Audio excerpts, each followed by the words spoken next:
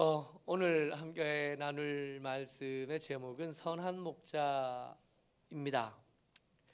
뭐니 해도 우리가 제일 사랑하는 시편은 시편 23편이잖아요. 그 시편 23편을 이렇게 시작합니다. 여호와는 나의 목자시니 내게 부족함이 없으리로다. 우리가 아는 하나님에 대한 가장 친숙하고 또 성경에서도 가장 우리에게 열심히 말씀해 주시는 하나님 또는 예수님의 이미지는 선한 목자의 이미지이신 거예요. 우리를 초장으로 인도해 가시는 분이신 거죠. 우리가 가장 많이 본 예수님 그림 이거잖아요. 옆에 물이 흐르고 아마 새끼 양이겠죠. 아마 금방 태어나서 제대로 걷지 못하는 양일 듯 싶은, 혹은 장애가 있는 양일 듯 싶은 그 작은 양 한 마리를 품에 안으시고 지팡이를 짚으시고 풀이 있는 곳으로 양들을 데리고 가시는 모습이 우리가 가장 익숙하고 또 가장 자주 대하는 하나님 예수님의 이미지입니다. 그분을 따라가면 마실 물을 얻을 수 있고 그분을 따라가면 먹을 풀을 얻을 수 있는 거예요. 가끔씩 우리가 그의 이끄심을 벗어날 때도 있잖아요. 정말 감사하게도 또 많이 보는 이미지가 또 이거죠. 혼자 외떨어진 우리를 그냥 두고 가셔도 될 법한데 99마리나 더 있으니까요. 목사가 잘못한 게 아니라 양치기 개가 잘못한 게 아니라 저기 절벽에 위태롭게 떨어진 저 양새끼가 잘못한 거거든요. 저기 멀리 그림 멀리 보이는 아마 저 큰 새가 이 양을 노리고 있다가 먹이를 빼앗긴 겁니다.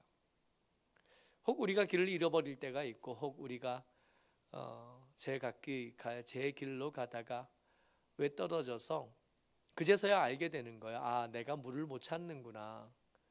아, 내가 풀을 못 찾는구나. 아, 내가 저 산등성이를 넘을 수가 없네. 내가 저 절벽을 뛰어 올라갈 수가 없네를 문득 알게 됐을 때, 내가 나를 어찌할 수 없을 때, 내가 나를 구원할 수 없고 내가 나를 구제할 수 없을 때, 그때 저 위태로운 절벽에 99마리 양을 둔 목자가 굳이 거기까지 찾아와 준 거예요.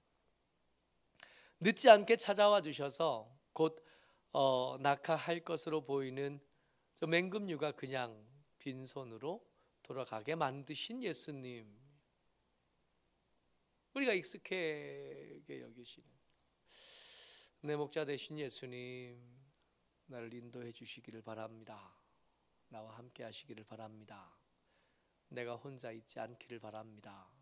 매번 그렇게 기도하는 거죠. 근데 그렇게 기도하는 우리, 그렇게 예수님의 이런 이미지, 선한 목자 되신 이미지에 익숙한 우리에게 오늘 너무 낯설고 너무 무섭고 너무 꺼려지는 하나님의 이미지가 새롭게 등장을 했습니다.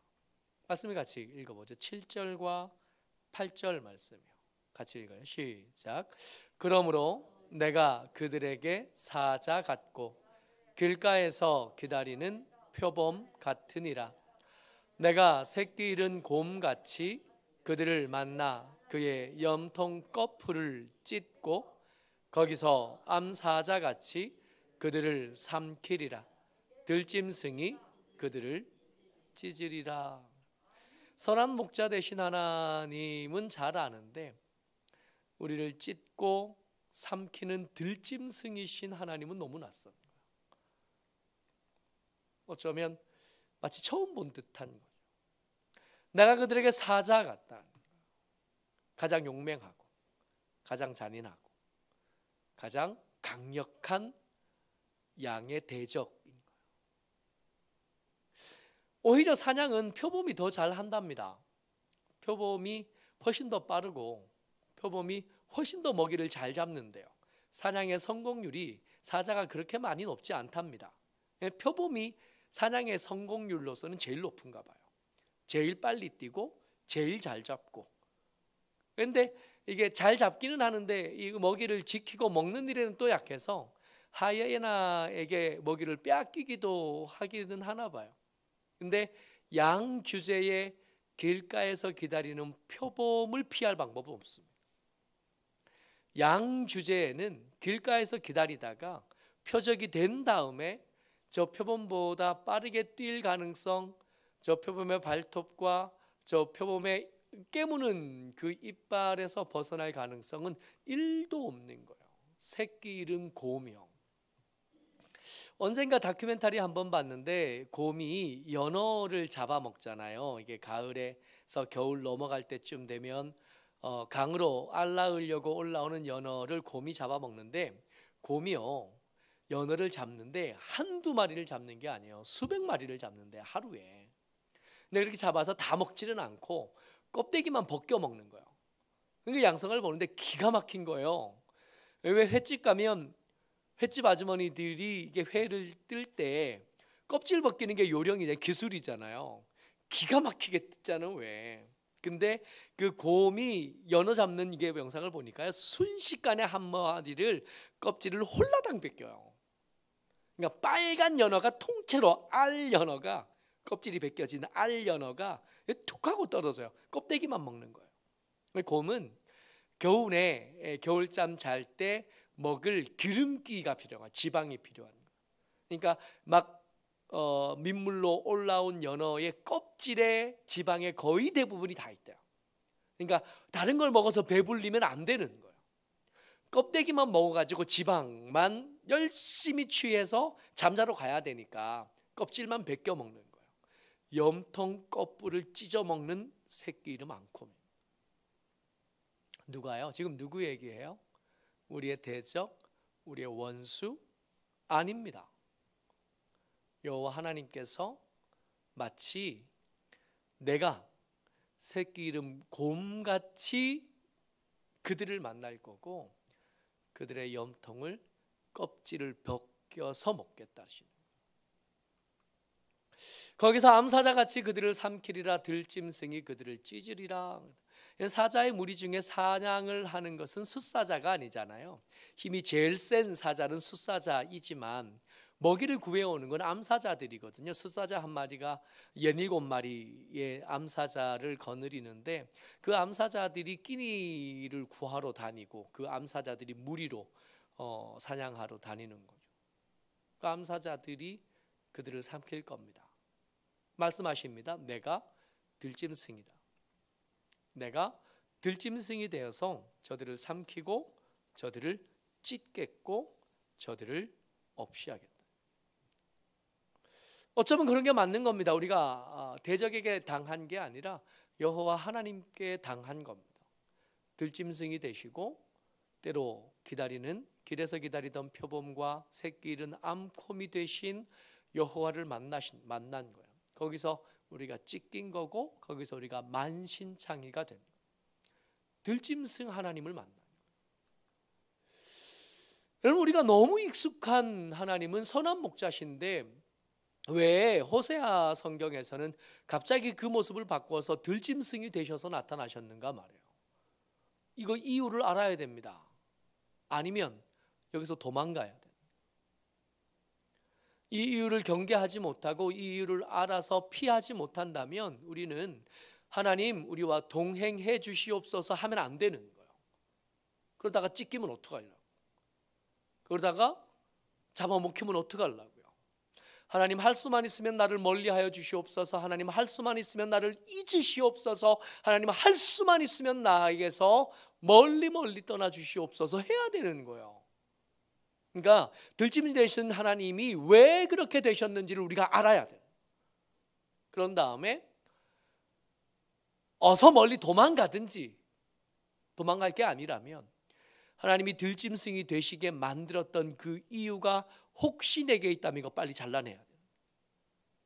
이거 빨리 잘라내고 뜯어내고, 혹시 그 뜯어내는 과정 중에 손해가 좀 생기는 한이 있어도 빨리 서둘러서 그 일을 해야 됩니다. 아니면 여호와께 생명을 잃어버릴 수 있는.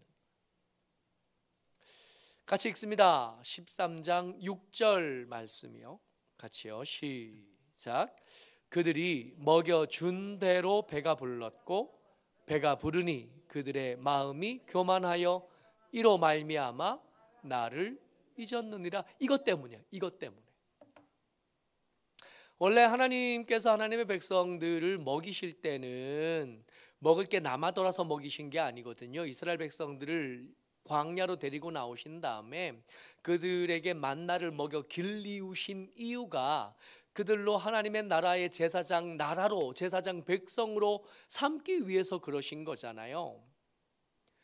죄에 매여서 뜻한 대로 사는 게 아니라 내 마음에 싫어하는 죄 가운데 빠져 살고 내가 바라는 대로 살지 못하고 엉뚱한 것 가운데 휘말려 사는 백성들에게 소망을 주고 싶으셨잖아요. 누구를 통해서? 이스라엘을 통해서. 이스라엘 통해서 먹여서 세상에 땅에서 나는 것들로만 먹고 살 게 아니라 하나님께서 너희들을 먹여 살릴 수 있다는 걸 광야에서 이스라엘 백성을 통해서 보여주고 싶으셨던 거 아니에요.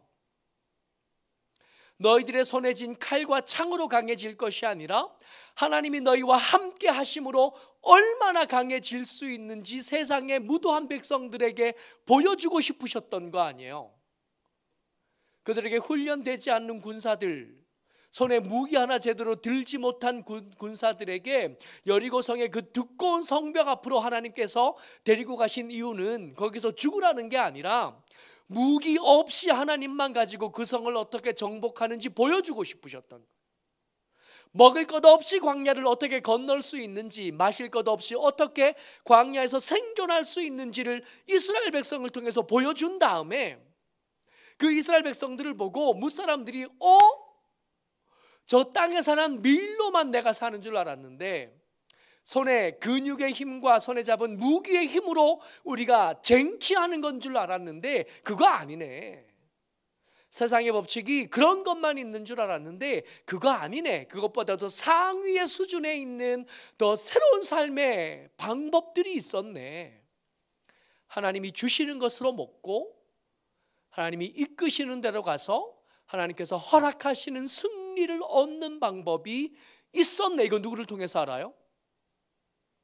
하나님께서 먹여준 대로 배부른 다음에 그 여유로움과 풍요함으로 나눠줄 줄 알게 된 백성들, 그 우아하고 경건한 삶을 통해서 하나님의 영광을 돌려드릴 줄 알게 된 사람들을 통해서 이거 보여주고 싶으셨던 거예요. 근데 원래 하나님께서 이스라엘 백성들을 먹이신 것은 그들의 풍요를 통해서 너그러워지도록, 여유 있어지도록, 경건하도록. 이 경건의 다른 말이 우아함이잖아요. 지배만 불리는 것 아니라 옆에 사람들을 돌아볼 줄 알게 하고 그들에게 나눠줄 줄 아는 우아한 사람들을 만들어내고 싶으셨다. 근데 웬걸요? 먹여 배 불려놨더니 교만해진 거예요. 내가 내 능력이 얼마나 큰지, 내 실력이 얼마나 대단한지, 우리가 얼마나 지혜로웠든지 광야에서도 굶어 죽지 않고 살았잖아 하고 말하게 된 거예요. 교만해진 사람들의 눈에 하나님은 보이지 않거든요. 하나님은 교만해진 그 높은 눈에 보이시는 분이 아니라 겸손한 그 낮은 자리에서 보이시는 분이 하나님이시잖아요. 교만해지고 나니까 배가 부르니까 내가 잘한 것 같고 내가 잘한 것 같으니 교만해지고 눈이 높아지고 나니까 거기 하나님이 안 계신 거예요. 하나님은 없고 내만 있어. 나만 있어. 이러니 하나님께서 그들의 껍데기를 벗기시겠다고 들짐승의 모습으로 그들에게 찾아오신 거예요. 풍요로움이 열매가 맺어야 되거든요. 이 풍요로움이 원래 제대로 열매를 맺으면 어떻게 되냐 하면 하나님이 나를 먹이실 수 있네. 그러니까 땅에 먹을 것에 대해서 집착이 작아지는, 이 집착이 작아지니까 내 것들을 조금 나누어질 때 너그러워질 수 있었던, 내 것들 중에 하나님의 것을 구분할 때 별로 아깝지 않을 수 있게 된 거예요. 왜요? 내가 이것 가지고 사는 게 아니라 하나님이 주신 것으로 사는 게 연습이 됐어요. 그러니까 이걸로 그렇게 집착하지 않아도 된다는 걸 알게 된 거지. 열의 하나를 떼는 게 괜찮게 된 거예요. 그리고 내 이웃에게 나눠주는 것에 대해서 그렇게 부담스럽지 않게 된 거예요. 나를 위해서 쓰는 것뿐만 아니라 내 이웃을 위해서 쓰는 것도 할 수 있는 일이 된 거예요. 그런 내가 된 게 멋있고 그럴듯하잖아요. 나를 그렇게 만드신 하나님이 참 좋아지는, 땅바닥만 보고 살던 나를 하늘 바라볼 수 있게 만들어주시고, 땅바닥만 기고 거기 얼마 떨어져 있나 그것만 보고 살던 사람에게 여유와 우아함을 만들어주신 하나님이 참 감사하게 됩니다. 이게 하나님의 원래 풍요를 가지고 열매 맺고 싶으셨던 하나님의 사람들의 모습입니다. 이게 안 되는 거예요. 여전히 인색하고, 여전히 내배 불리기 바쁘고, 여전히 악의 다툼으로 하나 어떻게 더 하면 더 가질 수 있을까만 생각나는 사람, 이런 사람들에게 하나님이 선한 목자로 오시는 것이 아니라 들짐승의 모습으로 찾아오시는, 껍질을 벗겨버리시는, 그 풍요를 빼앗아서 강제라도 다시 시작할 수 있도록 하시는, 모쪼록 여러분들과 제가 풍요로웠으면 좋겠습니다. 그래서 그 풍요를 가지고 너그러웠으면 좋겠고 우아할 수 있으면 좋겠습니다. 지난주 금요일 날 우리 어르신들 평소에 한 110분 정도 오시다가 60분밖에 안 왔잖아요. 근데 사실 60분 정도 올 거라는 걸 예상은 했지만 딱 60분일지 70분인지 어떻게 알겠어요. 밥은 항상 남는 게 좋지 모자라는 것보다 남는 게 좋잖아요. 모자라면 이게 곤란하니까. 지난주에는 얼마나 남았는지, 저희 집에 아직 그 밥이 아직 남아있는 거예요. 일주일을 먹었는데 아직 남아있는, 많은 분들이 아마 그럴걸요. 그 밥 아직 남아있을 거예요. 이 여유로움이 우리에게 또 다른 집착을 만드는 것이 아니라, 이 풍요로움이 또 다른 집착을 만드는 것이 아니라 여유로움을 만들고 우아함을 만들어요. 그때 그 풍요가 비로소 가치 있는 것이 되는 거예요. 모쪼록 저와 여러분들 나누는 삶을 계속 살려면 좀 번거로워요.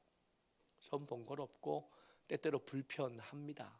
그런데도 계속 그 삶을 살아야 되는 이유가 뭐냐면, 그렇게 살지 않으면 하나님이 사자의 모습으로, 길가에 기다리는 표범의 모습으로, 염통의 껍질을 벗기는 곰의 모습으로, 사나운 암사자의 모습으로 우리를 만나실 거기 때문에 그래요. 모쪼록 저와 여러분들 마음을 다잡고 땅의 풍요에 눈멀지 않도록 하나님께서 주신 풍요로움을 가지고 우아함과 경건함을 만들어내는 저와 여러분 되시기를 주의 이름으로 축복합니다. 아멘.